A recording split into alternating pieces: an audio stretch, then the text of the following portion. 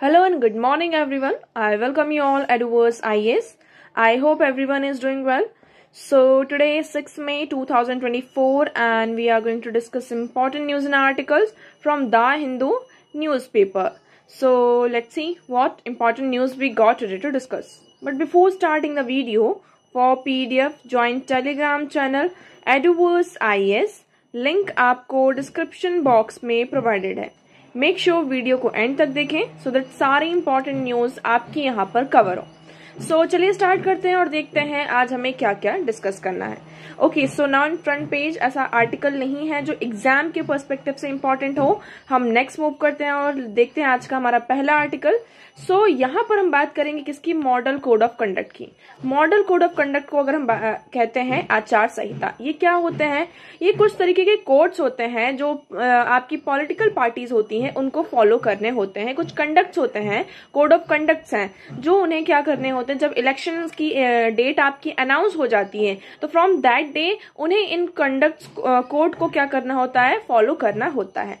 For example हम कुछ examples लेते हैं. इसके कुछ एग्जाम्पल्स ये हैं. फॉर एग्जाम्पल की जो पॉलिटिकल पार्टी है, कोई भी XYZ यहाँ पर अगर पॉलिटिकल पार्टी है तो वो क्या करती है, मतलब वो क्या कर सकती है, कास्ट के बेसिस पर, रिलीजन के बेसिस पर, यहाँ पर रीजन के बेसिस पर वोट की डिमांड नहीं करेगी. ये कुछ कंडक्ट में लिखा है. बट स्टिल हम देखते हैं कि बहुत सारे इस तरीके के जो कोड्स हैं उनको नहीं फॉलो किया जाता है. सेकंड हम बात कर सकते हैं जो गवर्नमेंट के यहाँ पर प्रॉपर्टीज हैं उसको पॉलिटिकल पार्टीज के द्वारा उनके एडवर्टीजमेंट के लिए यूज नहीं किया जाएगा.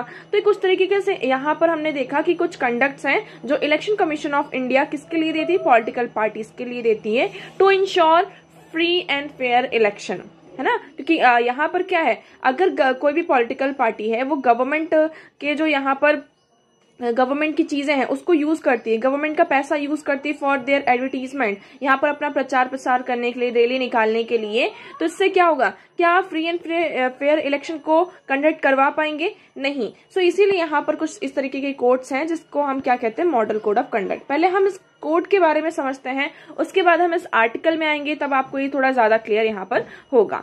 ओके, सो देखिए, model code of conduct. Election Commission ensure observance of the MCC by political party in power and contesting candidates for conducting free and fair elections under Article 324 of the Constitution of India. Article 324 के अंदर यहाँ पर Election Commission का काम क्या है कि जो भी पॉलिटिकल पार्टी आपकी पावर में है और जो भी यहाँ पे कैंडिडेट्स कंटेस्ट कर रहे हैं इलेक्शन के लिए, तो उनको ऑब्जर्वेंस में रखना है, इसलिए उनके लिए कुछ हम कोड्स लेकर आए हैं. So model code of conduct also ensure that official machinery for electoral purpose is not misused. यहाँ पर आपकी जो ऑफिशियल मशीनरीज हैं, फॉर एग्जाम्पल आप यहाँ पे जो पब्लिक ऑफिसेस हैं, हम बात करते हैं जो गवर्नमेंट ऑफिसेस हैं, आप उसका यूज ना करें अपने इलेक्टोरल पर्पस के लिए.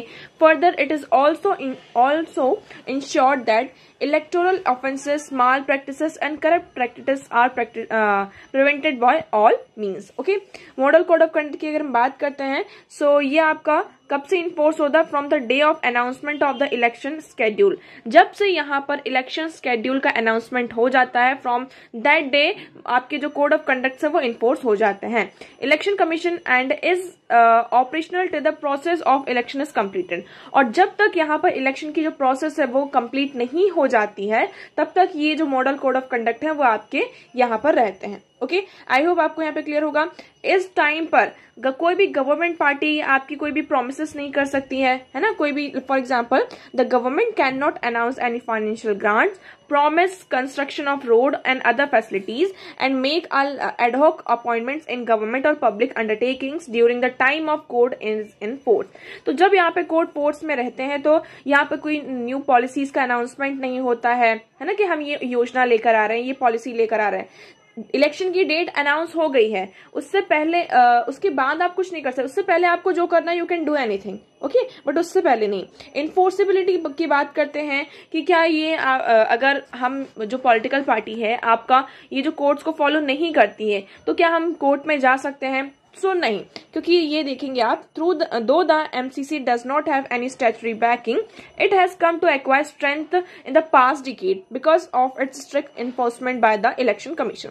लेकिन यहाँ पर election commission of India ensure करती है कि इसका स्ट्रिक्टली इन्फोर्समेंट हो। Certain provision of the MCC by may be enforced by invoking corresponding provisions in other states such as the Indian Penal Code 1860, Code of Criminal Procedure 1973 and Representation of Peoples Act 1951। यहाँ पर देखिए, वैसे कि हम बात करें कोई statutory banking नहीं है कि ये जो कोर्ट्स हैं अगर इसका आप क्या करते हैं, इनको फॉलो नहीं करते हैं तो आप कोर्ट में चले जाएं, लेकिन कुछ यहाँ पे प्रोविजंस है जिसके थ्रू हम क्या कर सकते हैं, यहाँ पर इसको इन्फोर्स कराया जा सकता है। ओरिजिन की बात करते हैं कि मॉडल कोड ऑफ कंडक्ट आया कहां से, क्या हमारे कॉन्स्टिट्यूशन में मेंशन है? सो आपका आंसर है यहाँ पर नो। यहाँ पर एक्चुअली बात करते हैं, केरल में स्टेट इलेक्शन हुए थे 1960s में, तो फर्स्ट टाइम यहाँ पर इलेक्शन कमीशन ऑफ इंडिया ने यहाँ पर इन कंडक्ट्स को ऑब्जर्व किया। Okay, and since in 1991 it has become an integral part of election commission, and from the 1991 ये हमारे इलेक्शन का एक इंटीग्रल पार्ट बन जाता है। सो MCC comes into force from the date of election schedule is announced until the date that results are out। इतना तो clear हुआ, जब तक रिजल्ट आपके नहीं आ जाते हैं और जिस दिन इलेक्शन कमीशन ने डेट अनाउंस कर दी कि कल से क्या होंगे, या मतलब जो भी डेट यहाँ पर अनाउंस की गई है, तो इस इलेक्शन का जो पूरा स्केड्यूल अनाउंस हो जाता है, तो फ्रॉम दैट डे यहाँ पर एमसीसी आपका इन्फोर्स हो जाता है। ओके, सो हम थोड़ी सी इसकी हिस्ट्री देखते हैं। यहाँ से आप देखेंगे, Kerala was the first state to adopt a code of conduct for election. Kerala first state था। 1916 before the assembly elections in the state administration prepared a draft code covering important aspects of electioneering such as processions, political release and speeches. तो यहाँ पर क्या होता है कि जो केरल का एडमिनिस्ट्रेशन होता है वो एक ड्राफ्ट प्रिपेयर करता है कोर्ट का, जिसमें जो important points like political release किस तरीके से होनी चाहिए, पॉलिटिकल रिलीज आपकी इस तरीके से होनी चाहिए कि जो पब्लिक है हमारी, है ना, जनता है, सिविल्स को यहाँ पे परेशानी ना हो। स्पीचेस में आपको यहाँ पर ध्यान रखना होगा कि आप क्या बोल रहे हैं, किसके बारे में कैसा क्या बोल रहे हैं, है ना, तो ये सारी चीजें यहाँ पर मॉनिटर की गई। सो इन 1974 election commission of India realized a formal MCC. It also set up a bureaucratic bodies at the district level to oversee its implementation. So before 1977, MCC guided only political parties and candidates. 1977 से पहले ये सिर्फ जो political parties और candidates हैं उनको guide करती थी। But in 1979 election commission learn the ruling parties misusing power like monopolising public spaces and using public money for advertisement. तो यहीं पर हमने देखो बात की, पहले ही क्या था, 1977 से पहले यहाँ पर जो भी पॉलिटिकल पार्टीज और कैंडिडेट्स थे उनको गाइड करने के लिए यहाँ पर हम इस कोड का यूज करते थे।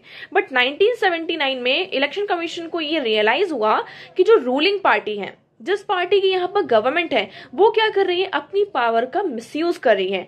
दे आर मोनोपोलाइजिंग पब्लिक स्पेसेस, यहाँ पर जितने भी पब्लिक स्पेसेस हैं, है ना, तो उसको मोनोपोलाइज किया जा रहा है। पब्लिक मनी का they are using public money for their advertisement. So ये क्या हो रहा है, इससे क्या हम फ्री और फेयर इलेक्शन कंडक्ट करा सकते हैं? No. So the election commission revise MCC to including ruling political parties, और तब से यहाँ पर उसको रिवाइज किया जाता है और इसमें पॉलिटिकल पार्टीज को भी रूल मतलब कि इंक्लूड किया जाता है। ओके, सो आई होप आपको भी ये पूरा आर्टिकल यहाँ पर क्लियर होगा कि क्या है model code of conduct. Actually ये जो मॉडल कोड ऑफ कंडक्ट है ये पॉलिटिकल पार्टीज और इलेक्शन कमीशन के जो मेंबर्स थे वो साथ में मिलकर इन्होंने इस कोड को यहाँ पर बनाया। अब देखिए, इस आर्टिकल में कुछ फैक्ट्स हैं, हमें उन फैक्ट्स पर फोकस करना है। हमने मॉडल कोड ऑफ कंडक्ट की बात कर ली, दूसरी तरफ यहाँ पर आपका आ जाता है क्या, मैनिफेस्टो, ये वाला आर्टिकल, और नेक्स्ट पेज पर ये जो आपका नेक्स्ट आर्टिकल है इस पर भी यहीं पे बात की जा रही है।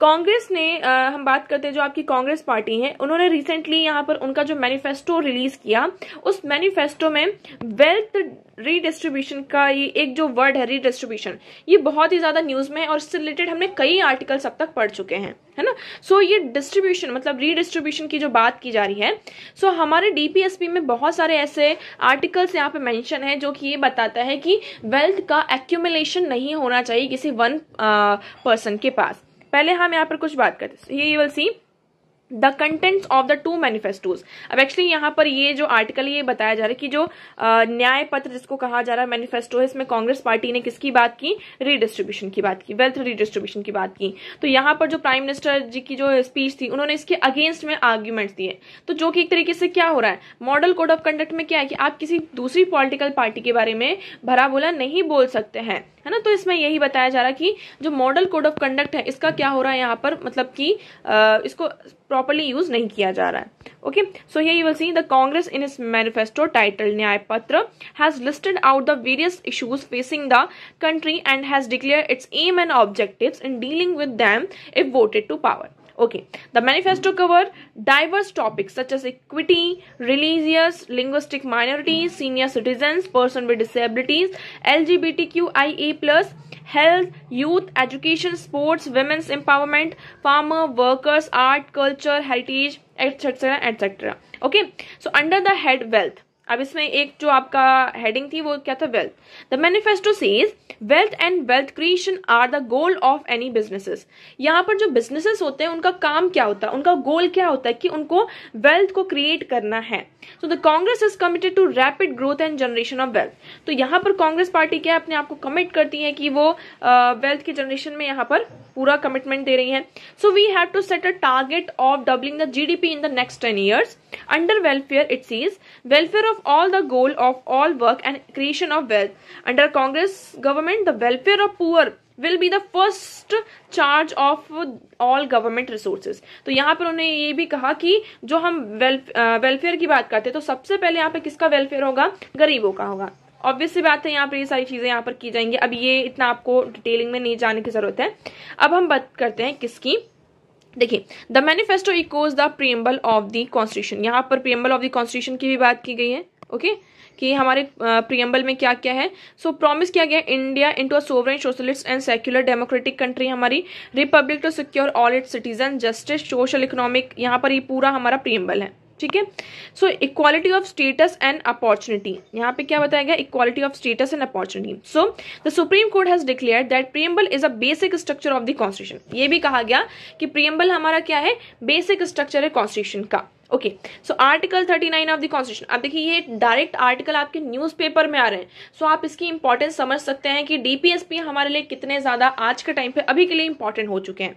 सो आपको डीपीएसपी, आप यहाँ पर अब टॉपिक ही निकाल लेंगे पूरा डीपीएसपी, इस टॉपिक को हमें पूरा प्रिपेयर करना है। ओके, सो डीपीएसपी आर्टिकल 39 की बात करें, the constitution, the director principles of state policy, what it says that inter alia provides that the state shall in particular direct its policy towards securing that the citizen, men and women equally have the right to adequate means of livelihood, that the ownership and control of material resources of the community are so distributed as best to subserve the common good. तो इसमें क्या कह रहा है कि जो भी यहाँ पर मटेरियल रिसोर्सेस हैं उसमें किसी की ऐसी ओनरशिप और कंट्रोल नहीं होना चाहिए, सभी लोग इसका क्या कर सकें, इक्वली यहाँ पर इसका क्या हो, आपका कॉमन गुड यहाँ पे डिस्ट्रीब्यूट हो। Okay, article 38 what it says, empower the state to secure a social order for the promotion of welfare of the people and strive to minimise the inequalities in income.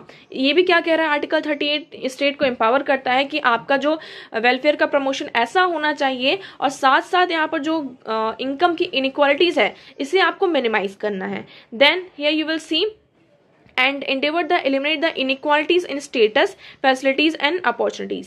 Article 46 provides the promotion of educational and economic interest. यहाँ पर क्या provide कर रहा है article 46, promotion of educational and economic interest of the weaker section of the people, है ना, कि जो यहाँ पर weaker section of the people हैं उनके लिए एजुकेशनल और इकोनॉमिक यहाँ पर क्या होना चाहिए, प्रमोशन होना चाहिए, in particular of the scheduled caste and scheduled tribes. आपको इतना यहाँ पर तीनों आर्टिकल्स यहाँ पे क्लियर होंगे, है ना। ओके, नाउ अब हम बात करते हैं किसकी, अभी यहाँ पे कांग्रेस पार्टी ने क्या कहा उसके बारे में बताया जा रहा है कि गरीब परिवार जन योजना, ये सारी चीजें यहाँ पर डिक्लेयर की गई, ये सारी चीजें हैं। So no law to govern manifesto, क्या मैनिफेस्टो को गवर्न करने के लिए कोई लॉ है, यहाँ पर ये क्वेश्चन आता है आपके सामने। सो अभी हम देखेंगे यहाँ पर 2013 का सुप्रीम कोर्ट का केस है आपका, कौन सा, NS Subramaniam Balaji versus government of Tamil Nadu and ओट्स। ओके 2000 सुप्रीम कोर्ट ने इसमें क्या कहा, Supreme Court has bemoaned that absence of law to govern the contest of the election manifesto and directed the election commission of India to frame guideline to consultation with all the recognized political party. The Election Commission held a meeting on August 12, 2013 with various political parties on the formulation of guidelines on the election manifesto. यहाँ पर supreme Court ने ये कहा कि जैसे कि आप बात करते हैं इलेक्शन मैनिफेस्टो की, इसे यहाँ पे बैक करने के लिए, इसे गवर्न करने के लिए कोई भी लॉ हमारे पास नहीं है, तो इलेक्शन कमीशन ऑफ इंडिया को कुछ गाइडलाइंस यहाँ पर क्या करनी होंगी, फ्रेम करनी होंगी। तो अगस्त 2013 में इलेक्शन कमीशन ऑफ इंडिया की क्या होती है, एक मीटिंग होती है वेरियस पॉलिटिकल पार्टीज के साथ कि आपका जो मैनिफेस्टो है उसमें क्या क्या होना चाहिए। So then it then issued instruction to political parties on manifesto on April 24, 2015। सो 2015 में इंस्ट्रक्शन आते हैं पॉलिटिकल पार्टीज में कि आप अपने मैनिफेस्टो में क्या क्या यहाँ पर क्या कर सकते हैं। Okay, so outlining the guidelines on election manifesto says, although the law is observed that the promise in the election manifesto cannot be constructed as a corrupt practices under section 123 of the Representation of People Act, the reality cannot be ruled out that distribution of freebies of any kind undoubtedly influences all people. So it states that root of free and fair election to be a large degree. तो इसमें देखिए हमारा जो section 123 of representation of people act है, ये भी क्या कहता है, जो करप्ट प्रैक्टिसेस हैं आप मैनिफेस्टो में इस तरीके से आपको कंस्ट्रक्ट करना है कि लाइक ऐसा नहीं है कि आप कोई भी फ्रीबीज यहाँ पर पॉलिसीज है उसको निकाल रहे हैं, है ना, कि हम पार्टी में आ जाएंगे तो हम ये करेंगे वो करेंगे। पॉलिटिकल पार्टीज इस तरीके के प्रोमिसेस करती हैं, तो हमें इसको यहाँ पर इंश्योर करना होगा। उसके बाद हम बात करेंगे जो model code of conduct used by election commission of India on March 16, 2014 expressively provides under the heading general conduct that no party or candidate shall include in any activity which may aggravate existing differences or create mutual hatred or cause tension between different caste and communities. तो आपको यहाँ पर कुछ भी ऐसा conduct नहीं करना है जिसकी वजह से जो हमारे कास्ट है कम्युनिटीज के बीच में डिफरेंसेस और यहाँ पे हेट्रेड क्या हो आपका क्रिएट हो। Okay, so I hope this article is clear to now. Okay, so next move करते हैं। अब इस आर्टिकल में भी क्या बात की जा रही है, किसकी, रीडिस्ट्रीब्यूशन की। Without make the poorer rich without making the rich poorer. इसमें क्या कहा जा रहा है, इस आर्टिकल की बात करें, so make the poor rich, हमें जो गरीब हैं उनको, पुअर लोगों को क्या करना है, रिच करना है, लेकिन जो रिच हैं उन्हें यहाँ पर गरीब नहीं बनाना है। ठीक है, ये इसका यहाँ पर ये क्लियर होगा कि मेक द पुअर रिच, हमें पुअर को रिच बनाना है और रिच को यहाँ पर पुअर नहीं बनाना है। तो इसको हम किस तरीके से कर सकते हैं, तो इसमें कुछ चीजें बताई गई, 2-3 यहाँ पे पॉइंट्स दिए गए हैं कि जो हम वेल्थ टैक्स की बात करते हैं, तो देखिए वेल्थ टैक्स जो है इससे क्या होगा, the idea of wealth tax to extract from the poor super rich and give a poor stem from zero sum through the reduce economic disparity. तो हम इससे क्या कर सकते हैं, इकोनॉमिक डिस्पैरिटी को रिड्यूस कर सकते हैं। बट ये क्या करेगा, हमारी कंट्री में जो इन्वेस्टमेंट है, ये सारी चीजें हैं, इसको यहाँ पर हर्डल करेगा। और we are a developing country, हम एक डेवलपिंग कंट्री है, यहाँ पर अगर हम इस तरीके से कुछ चीजें करते हैं तो ये हमारे लिए फ्री नहीं, मतलब कि सुटेबल नहीं होगा, सही नहीं होगा। ओके, सो ये will see. Nevertheless, this has triggered the furious public debate over the India's inequality and the idea redistribution to bridge the gap between the haves and the haves not. It is simply incontestable that the economic disparity between the rich and the poor has widened alarmingly over the last 2 decades, not just in India but across the world. It is purely to politicize this serious issue by quibbling over which political party's tenure has exhibited economic inequality। तो हमें यहाँ पर ये ensure करना होगा कि जो हमें पुअर और रिच के बीच का जो गैप है उसको ब्रिज करने की जो कोशिश कर रहे हैं, इस पे हमारी जो इकोनॉमी है ये भी यहाँ पर आएगी। तो इकोनॉमिक पाई को यहाँ पर without the compromising the economic pie, we have to ensure कि how we can bridge the gap between these poor and rich, ये जो डिस्पैरिटीज को हम कैसे कम कर सकते हैं। सो इस आर्टिकल में ये कहा जा रहा है कि हमारा जो टैक्स सिस्टम है, ठीक है ना, उसे हमें कम करना होगा। हमारा जो टैक्स सिस्टम है उसको चेंज करने की जरूरत है।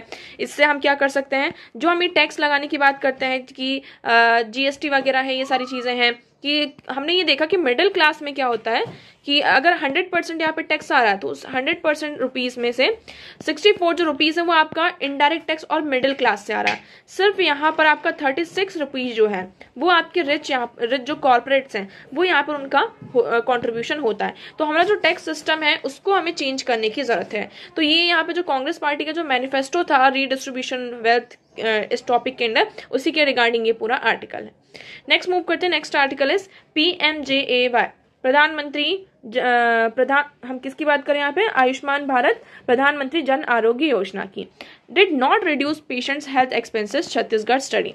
छत्तीसगढ़ में एक स्टडी हुई है और उस स्टडी से हमारे सामने ये निकल कर आता है कि ये जो इंश्योरेंस स्कीम है आयुष्मान भारत स्कीम, इसके अंडर गवर्नमेंट क्या करती है कि गवर्नमेंट हर साल आपको 5 लाख रुपए का इंश्योरेंस प्रोवाइड करती है पर फैमिली, नॉट पर पर्सन, पर फैमिली 5 लाख रुपीस आपको यहाँ पर इंश्योरेंस मिलती है। लेकिन इसमें ये कहा जा रहा है कि इसने जो हेल्थ एक्सपेंसेस है उसको रिड्यूस नहीं किया है। And what is the main reason behind that कि इस हेल्थ एक्सपेंसेस क्यों रिड्यूस नहीं हुए हैं? तो इसमें यहाँ पर बहुत सारी चीजें बोली गई हैं। आप यहाँ पर देखेंगे कि Chhattisgarh who were enrolled under the different public funded health insurance schemes in 2004, 14, 2019. So in 2004 there was no PFIH scheme. यहाँ पर कोई भी health scheme नहीं थी. In 2014 around 40% were enrolled in this scheme and shares increased 68% in 2019. Okay.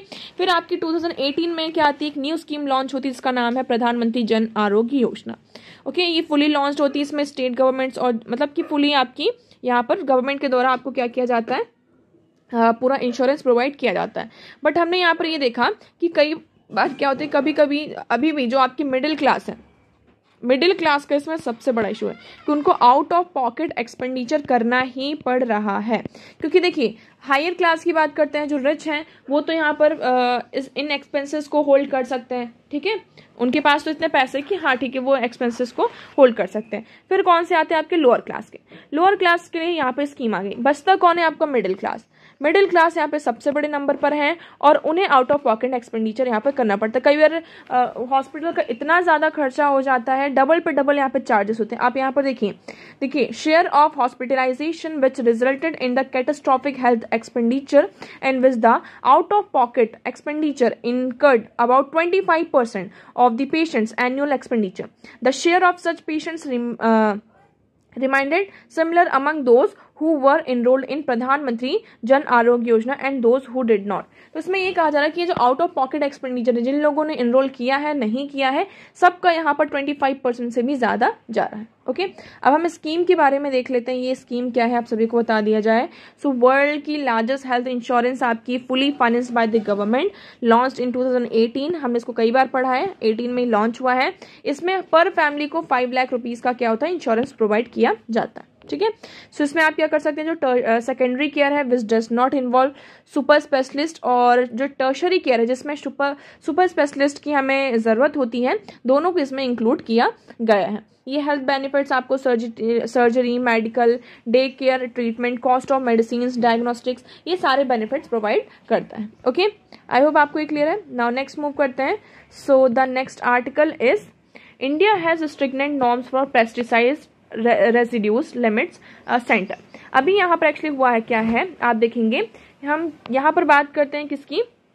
Hong Kong की बात करें तो यहाँ पर कुछ हमारे सामने कुछ इश्यूज आए हैं। लाइक जो हमारे स्पाइसेस हैं, मसाले होते हैं, जैसे MDH का नाम आपने सुना होगा, एवरेस्ट ऑन, ये मसाले हैं। तो उसमें कहा जा रहा है कि जो पेस्टिसाइड्स इथिलीन ऑक्साइड है इसकी प्रेजेंस पाई गई है। अब ये जो पेस्टिसाइड इथिलीन ऑक्साइड है ये हमारी हेल्थ के लिए बहुत ही ज्यादा नुकसानदायक है, आप सभी को ये पता है। तो देखिए the classification come एमिड the ban impose by the Hong Kong food regulator on certain spices mixes, 2 leading Indian branded MDH and Everest on elect presence in pesticide ethylene oxide. Singapore की बात करें, सिंगापुर में भी यहाँ पर जो है जो एवरेस्ट ब्रांड है आपका, उसमें भी यहाँ पर रिकॉल किया गया कि आप उसके स्पाइसेस का यूज ना करें। अब इसमें आप देखेंगे यहाँ पर क्या कहा जा रहा है, government on Sunday asserted that India has one of the most stringent norms for pesticides residue in food items and rejected reports suggesting that the Food Safety and Standard Authority of India allows high level of residues in spices and herbs. तो इन्हीं ने ये कहा कि जो आपका फसाई है, फसाई यहाँ पर जो स्पाइसेस में रेसिड्यूज के हाई लेवल ऑफ रेसिड्यूज का जो लेवल यहाँ पे बता रहा है, लेकिन गवर्नमेंट क्या करती है यहाँ पर बहुत ही स्ट्रिक्टनिंग नॉर्म्स को फॉलो करती है। अब इसमें हमारे लिए बात करते हैं, देखिए food safety of authority of India से पहले बात करने से पहले हम किसकी बात करेंगे, इथिलीन ऑक्साइड की। ये क्या है, it is a flammable gas with somewhat sweeter odour, it dissolve easily in water, it appears and clear colourless gas है आपकी ethylene odour. Ethylene oxide is a manmade chemical है use primary to make ethylene glycol.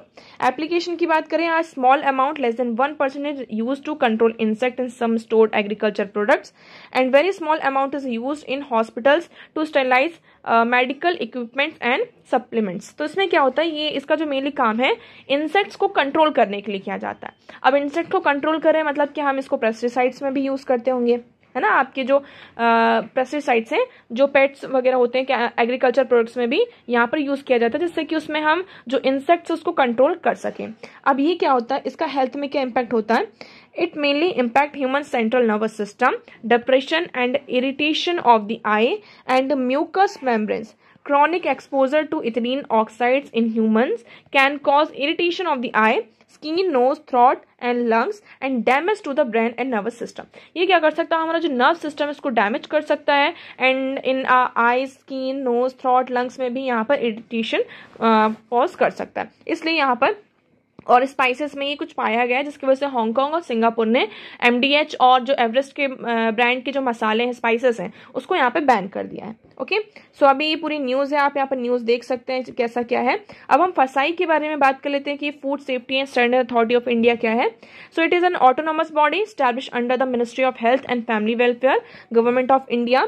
फसाई has been establish under the food safety and standard act 2006। ये क्या है आपका जो food safety and standard act 2006 है, इसके अंडर यहाँ पर आपकी क्या हुई है, स्टैब्लिश हुई है। So which is a consolidating statutes related to the food safety and regulation. Vision क्या है इसका, new India by enabling citizens to have safe and nutritious food, prevent diseases and lead to healthy and happy life. Mission आप सभी को पता है, functions की बात कर ले। So responsible for protecting and promoting public health through the regulation and supervision of food safety. यहाँ में जो फूड सेफ्टी उसको रेगुलेट करना, उसको सुपरवाइज करना है। So it lays down standards and guidelines in relation to articles of food and provided for licensing, कि मतलब लाइसेंसिंग प्रोवाइड करना कि किस फूड आइटम को यहाँ पर मतलब कि आपकी हेल्थ के लिए अच्छा है, कौन सा अच्छा नहीं है। Anyone selling or importing food in India needs to food licence issued by FSSAI. अगर यहाँ पर कोई भी पर्सन है जो फूड आइटम्स को सेल कर रहा है या फिर इंपोर्ट कर रहा है, उसके लिए आपको फसाई से फूड लाइसेंस की क्या होगी, जरूरत होगी। वो फसाई क्या करता है, उस चीज फूड लाइसेंस को इशू करता है। So FSSAI also directly monitor compliances of food regulations specially in the area of food imports to India. Okay, so यहाँ पर आई होप आपको फसाई के बारे में चीज़ें क्लियर होंगी। तो आज के न्यूज़पेपर में इतने इंपॉर्टेंट आर्टिकल्स थे, आई होप आपको सारी चीज़ें क्लियर होंगी। But still if you have any doubt you can ask in comment section. आज का वीडियो कैसा लगा एक बार कमेंट सेक्शन में ज़रूर बताइएगा। अगर वीडियो पसंद आया हो तो वीडियो को लाइक करना, चैनल को सब्सक्राइब एंड शेयर करना ना भूलें। So that's for all today. Thank you so much for discussion.